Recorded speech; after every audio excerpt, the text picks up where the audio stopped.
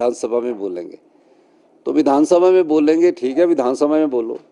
बोलना क्या है इसमें? बोलना क्या है इसमें? बोलना यही है कि आप क्या आरडीजी में हमारे साथ इस अधिकार की लड़ाई में चलने को है कि नहीं है।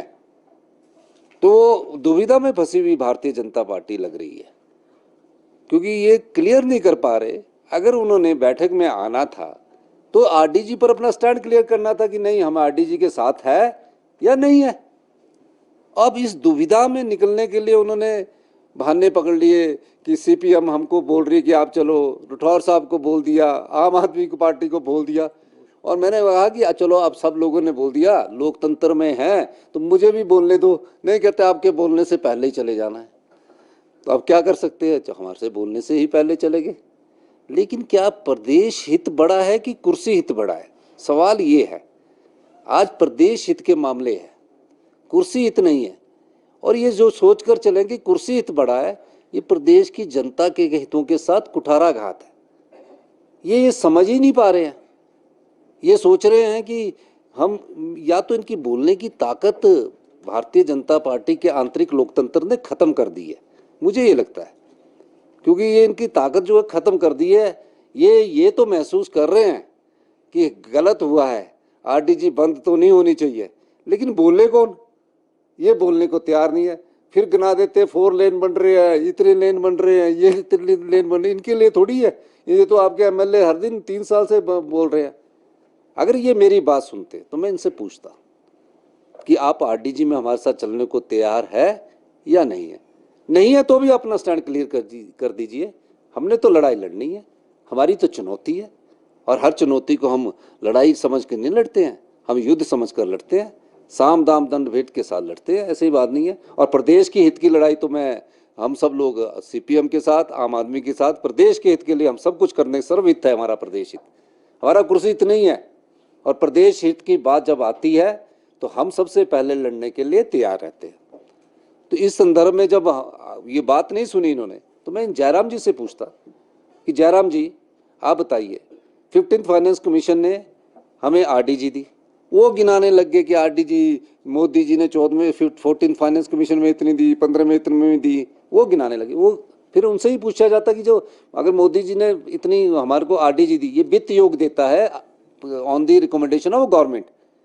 तो 15 फाइनेंस कमीशन ने जयराम जी को जब से वो मुख्यमंत्री बने 5 वर्ष में 54,000 करोड़ रुपए दिया। कितना दिया? 54,000 करोड़ रुपए दिया।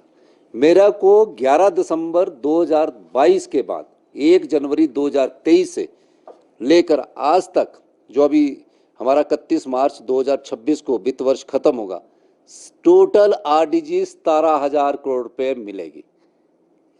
अगर जयराम जी, और जीएसटी कंपनसेशन के रूप में जयराम जी को, जब जीएसटी लगा 2017 में, उस समय हमारी वैट और एक्साइज ड्यूटी से इनकम होती थी 4 से 5,000 करोड़।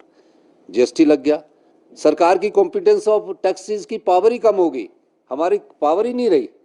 तो उस समय जयराम जी को बोला कि आपका वैट और एक्साइज के रूप में 4,000 करोड़ का घाटा हो रहा है, इस घाटे की पूर्ति के लिए हम हर साल आपको 3200 करोड़ रुपया देंगे।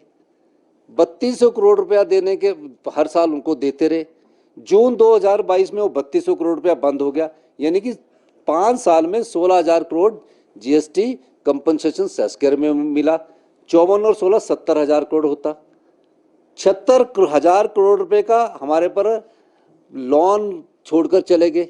10,000 करोड़ की 6th पे कमीशन का एरियर छोड़ के चले गए।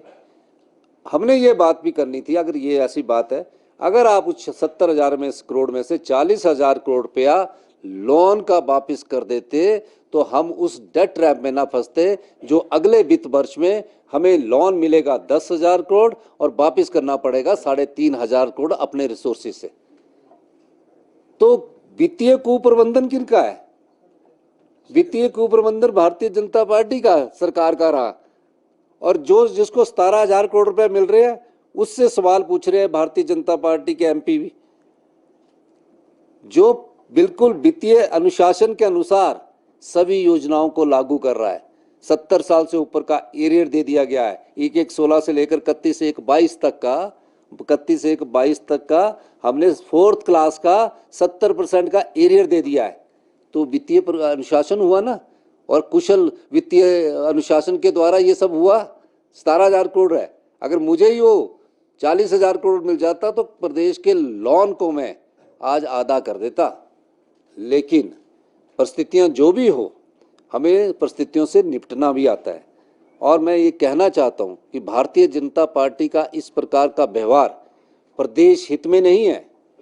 वो राजनीतिक हित के लिए जो मर्जी बाहर बोले, राजनीतिक रोटियां सेकने के लिए जो मर्जी बाहर बोले, लेकिन हमने इनके कहने से ही ये ऑल पार्टी मीटिंग में लाई, इन्हीं की कहने से। क्योंकि जब पिछली मीटिंग में इन्होंने कहा और इनके कहने से वेन्यू भी चेंज किया, हमने सेक्रेटरीट में रखी हुई थी।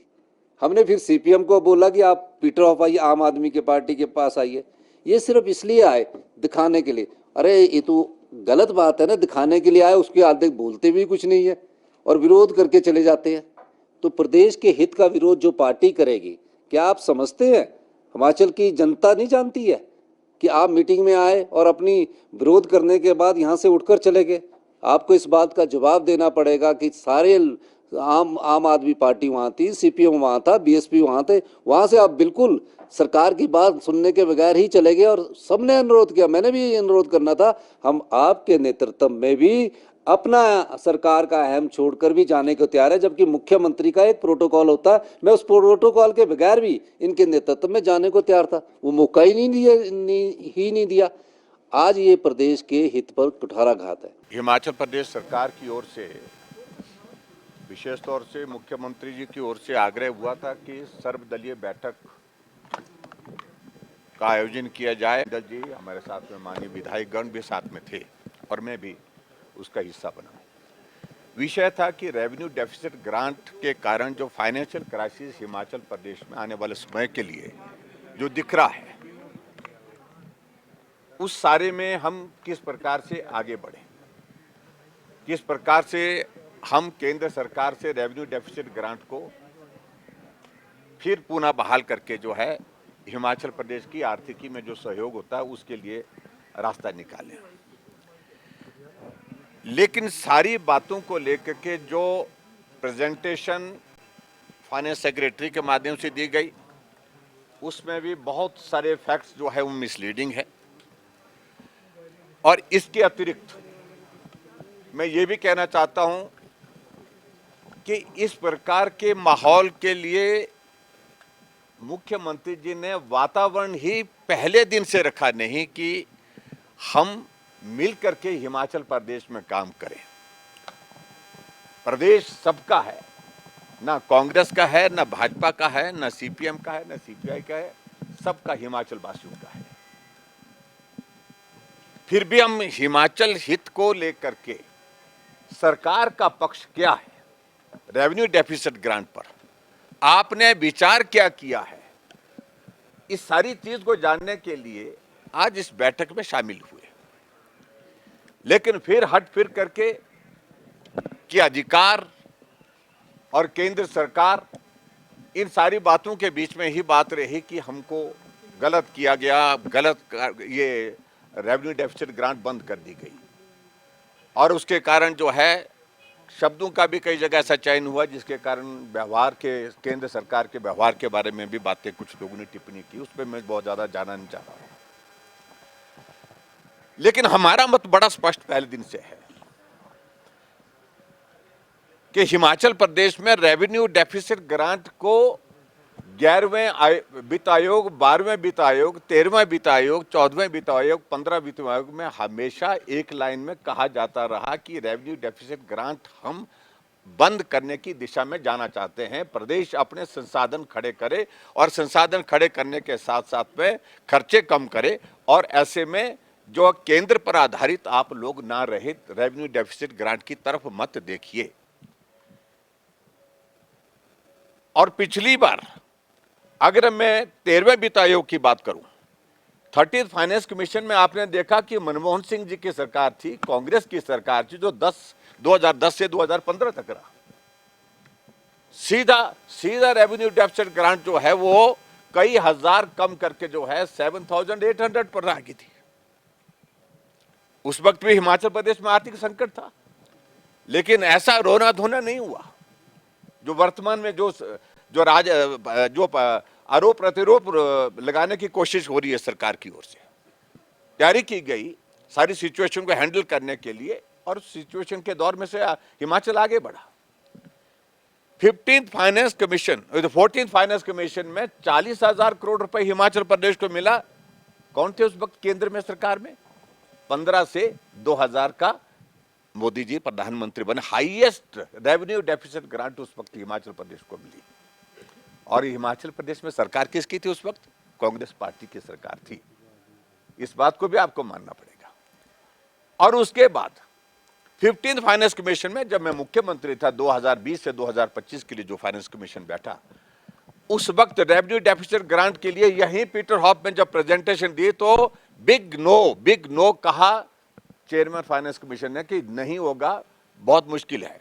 लेकिन हम सब लोगों ने तर्क रखा, कोविड का दौर है और कोविड के दौर में हमें संकट है, हमें मदद चाहिए इस वक्त।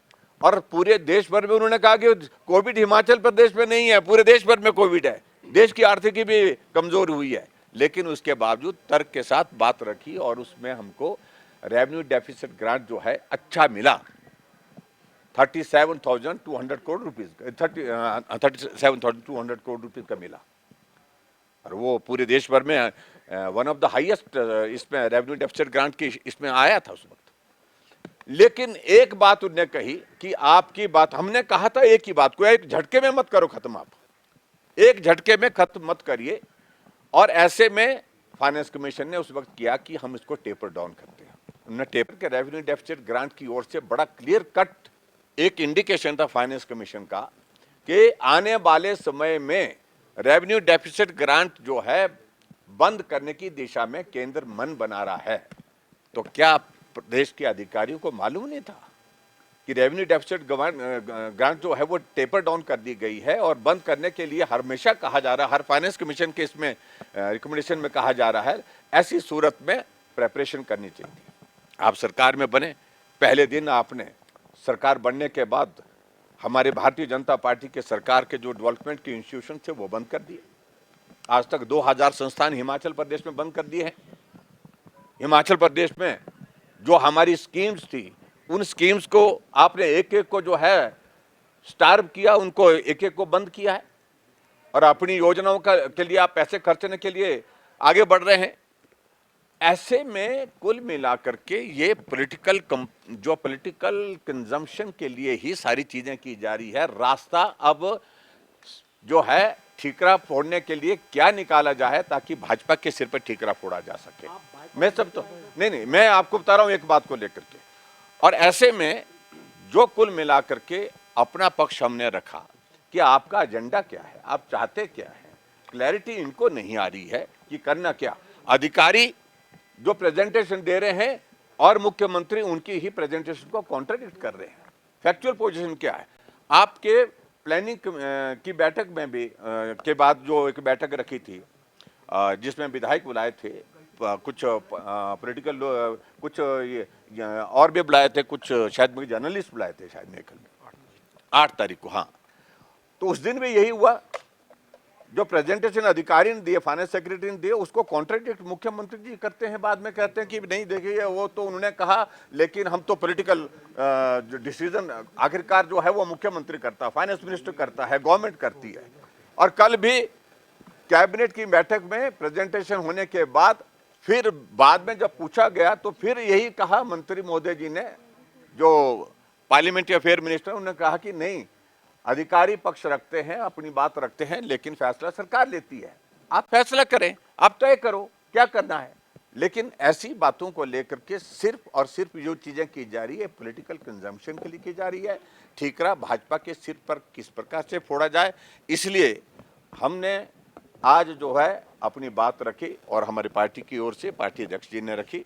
पिछली बार इनका ऐतराज था कि जयराम ठाकुर नहीं आए, लीडर ऑफ ऑपोजिशन नहीं आए। आज हम गए, बात सुनी, सबकी बात सुनी, और सबकी बात सुनने के बाद जब राजनीतिक एजेंडा है, पॉलिटिकल ही मूव देना है आपने, तो ऐसी सूरत में हमको उचित नहीं लगा कि हम अंदर बैठक में बैठे, हम बैठक से आकर के। जनता पार्टी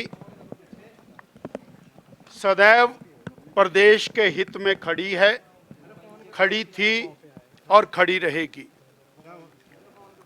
और भारतीय जनता पार्टी का जो ट्रैक रिकॉर्ड है वो हिमाचल के हित के साथ निरंतर जुड़ा हुआ है। और आज हम उसी हित की दृष्टि से माननीय जयराम ठाकुर जी, पार्टी के अध्यक्ष और पार्टी के वरिष्ठ लोग बैठक में गए, पर कांग्रेस की ओर से, सरकार की ओर से और केवल एक ही काम था, भारतीय जनता पार्टी को कॉर्नर करना। 3.25 साल में 2 लाख करोड़ रुपए से ज्यादा की केंद्र की सहायता, 2,12,000 करोड़ की केंद्र की सहायता वो प्रदेश को विभिन्न मदों में मिली है। लगभग 45,000 करोड़ के तो नेशनल हाईवेज का काम चला है। सर्वाधिक धनराशि प्रधानमंत्री ग्राम सड़क योजना में मिल रही है। और जो कांग्रेस की वर्तमान सरकार है उसको रेवेन्यू डेफिसिट ग्रांट के रूप में भी 27,000 करोड़ रुपया प्राप्त हुआ। परंतु सत्ता प्राप्ति के बाद से लेके आज तक एक ही एजेंडा है कि केंद्र सरकार हमें कुछ नहीं दे रही है और अपने मिस एप्रोप्रिएशन, फाइनेंशियल मिसमैनेजमेंट, उसका ठीकरा बीजेपी पर फोड़ने के लिए, केंद्र सरकार पर फोड़ने के लिए ये सारा प्रपंच रचा जा रहा है। जब ये सारी चीज सामने आ गई और कांग्रेस के लोगों ने बहुत सारी बातें कही, ये जल है, जंगल है। अरे 70 साल आप लोगों ने, 60 साल राज किया और वो जल जंगल, केंद्र की मोदी सरकार निरंतर हिमाचल को हर प्रकार से सहायता, मदद कर रही है। परंतु उसके बावजूद केवल और केवल बीजेपी को कॉर्नर करना ये सर्वथा अनुचित है। और केवल एक ही एजेंडा दोषारोपण, केंद्र पर अपनी सारी नाकामयाबियों का ठीकरा, अपनी फाइनेंशियल मिसएप्रोप्रिएशन का ठीकरा, जैसा जयराम जी ने कहा, वो बीजेपी पर फोड़ने की बात है। इसलिए हमने और बेहतर समझा कि इस प्रकार की स्थिति में जहां योजनाबद्ध तरीके से ये सब हो रहा है तो हम उस मीटिंग से बाहर हमने और बहुत सारी चीजें पूछी कि भाई सत्ता बनी, आपने अपनी गारंटियों के दबाव में आकर के जो फाइनेंशियल कचरा किया वो क्यों किया? आपने चीफ पार्लियामेंट्री सेक्रेटरीज लगाए, गैर कानूनी लगाए, करोड़ों करोड़ों रुपया व्यय किया। उसके बाद करोड़ों करोड़ों रुपया आप सुप्रीम कोर्ट में वकीलों के माध्यम से व्यय कर रहे हैं। आपने भारी भरकम ओएसडीज की, एडवाइजर्स की और चेयरमैन्स, वाइस चेयरमैन्स की फौज लगाई। आपको जब वित्तीय संकट है उसके बावजूद आप लगातार पब्लिसिटी करके और पूरे प्रदेश के अंदर आए 15 दिन बाद होर्डिंग्स बदल देते हैं। आप पब्लिसिटी डिपार्टमेंट पूरा आपका लगा है प्रदेश के एक्सचेकर के ऊपर खर्चा करने के लिए, परंतु उसमें उनका यही कहना है कि ये तो बहुत थोड़े खर्चे हैं, वास्तव में तो ज़्यादा खर्चों की ज़रूरत है। तो जब वो मितव्ययता करने के लिए तैयार नहीं है तो प्रदेश हित के बारे में चिंता नहीं, केवल राजनीति की चिंता है और वो राजनीतिक दृष्टि से इस सारे मामले को उठा रहे हैं। फाइनेंस सेक्रेटरी हैं वहाँ पर, फाइनेंस मिनिस्टर हैं माननीय मुख्यमंत्री जी, और उन्हीं की बात हो रही है ये सारे के सारे।